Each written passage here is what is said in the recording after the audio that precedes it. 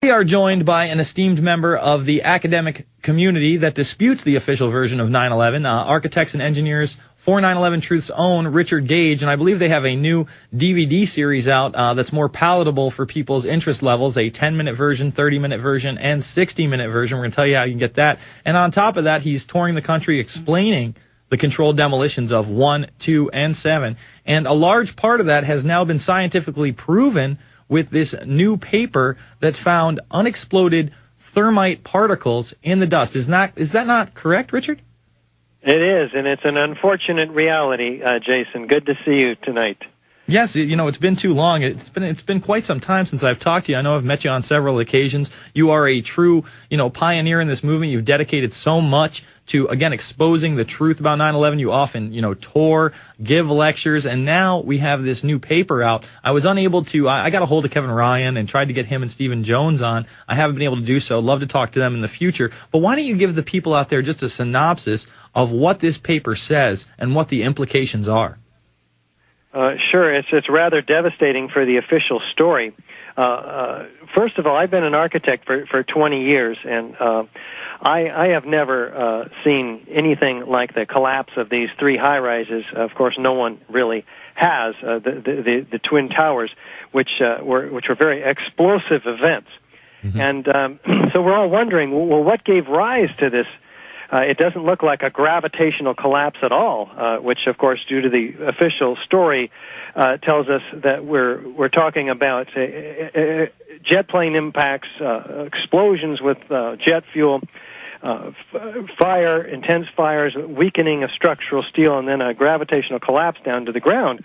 And it never made any sense to a whole lot of people. And the rest of us just didn't want to think about it, and not until 3 years ago, till I heard David Ray Griffin on the radio talking about the explosive features of these towers, did I give it a second thought. Well, just a couple of weeks ago, we have a peer-reviewed paper in the Bentham Open Chemical Physics Journal, a 25-page paper which documents the ingredients in the dust, which was ubiquitous throughout the lower Manhattan, 4-6 inches thick, all of this dust. Well, a long, long time ago, Dr. Jones started looking at it. Stephen Jones, a professor formerly from Brigham Young University, a physics professor, he finds the strangest materials in this dust. First of all, he finds these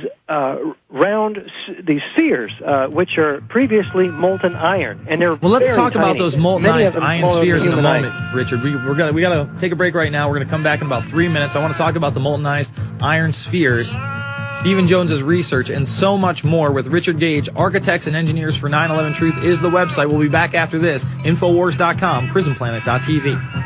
We are back. It's the InfoWar with Jason Bermas, and before we go back to the guest, I want to remind people, Fabled Enemies is on the front of Google Video right now, my latest picture if you want to watch it for free, or you can go over to the InfoWars shop, pick it up, and support what we do here. Again, on the top videos, it's pretty amazing. They've blocked me before, they've pulled it before, but for some reason today, it's in the top 10.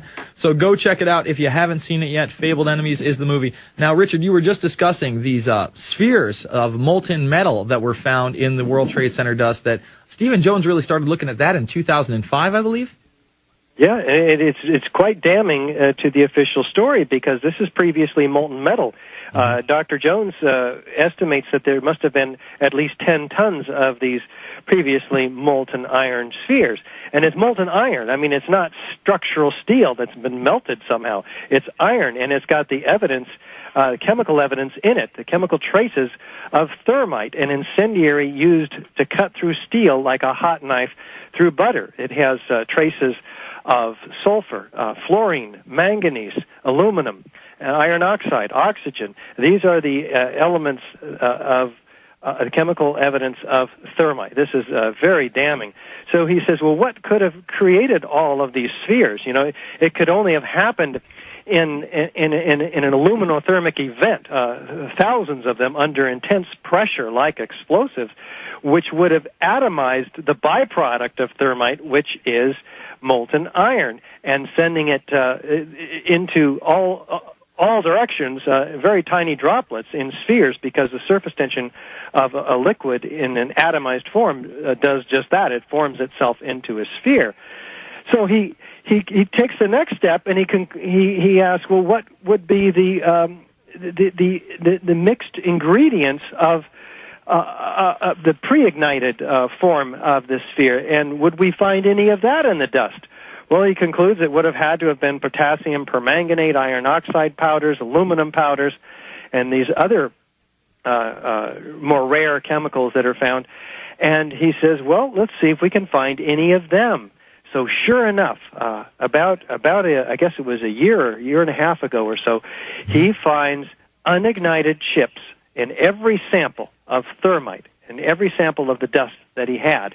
And he had 4 samples at the time and many more since then. So he's now published this in a peer-reviewed paper. It's unignited thermite chips. Some of them are very, very small. I think the largest one is about a 16th of an inch long. It's red on one side, gray on the other. The gray side appears to be some sort of binder. The red side is composed of extremely small particles of iron oxide, aluminum, and the related chemicals that are found with it, fluorine, manganese, and sulfur in some cases. And this is these particles are so small that we're talking about a thousandth the size of a human hair, the width of a human hair. These are nanoparticles. This stuff is not made in a cave in Afghanistan. Are you telling me that there is actual evidence that it wasn't made in a cave in Afghanistan? That just sounds like a conspiracy theory, Richard. I can't buy that. Now, there's been a whole lot of controversy over this paper as well. Someone actually resigned over it being published, correct? Yeah, in fact, I believe it was the editor-in-chief, and there is no, from what I hear, there is no scientific analysis given, or the specific problem that she had was no, it's just really a blanket statement. I don't like what you guys are saying. Yeah, I mean, it's a blanket statement. I don't like what you guys are having to say. I'm going to resign. She gave no scientific evidence to try to refute the paperwork. Now, I mean, how much more do you think that we have to do to prove that this indeed was a controlled demolition? We now have yet another peer-reviewed paper by Stephen Jones being published. He's proved that the molten metal that was coming out of the World Trade Center prior to its collapse was not aluminum from the plane, as the debunkers so love to spout. I mean, you literally see this hot, molten, either steel or iron, or perhaps a mix of both, coming down like a foundry 20, 40, and 60 floors below before it really starts to dissipate. You know, you have FEMA on record, Ken Holden and others, talking about pools of molten metal under 1, 2, 7, and 6. And you have recorded temperatures of over 2,000 degrees there. What more is it going to take for people to open their eyes?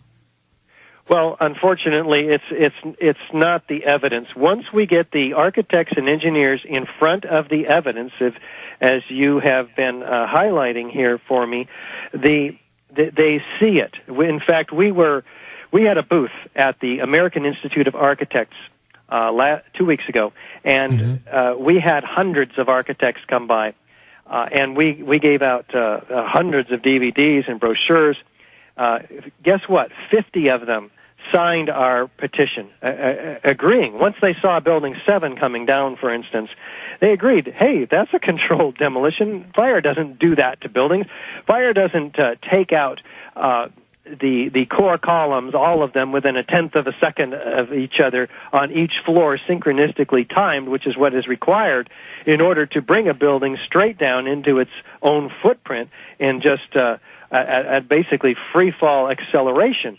This doesn't happen by fire. Never has, never will. Architects, engineers, and others understand this. So we were delighted to have actually 60 architects sign the petition. We're verifying them now. We'll have over 700 architects and engineers demanding a real investigation, and we're going to take that to Congress in October. We're very excited.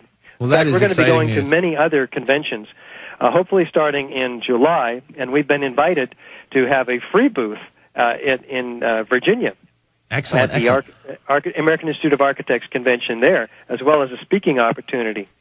That's great news, Richard. Where can people find the DVDs, find the information, find out where they can support you, maybe turn their architect and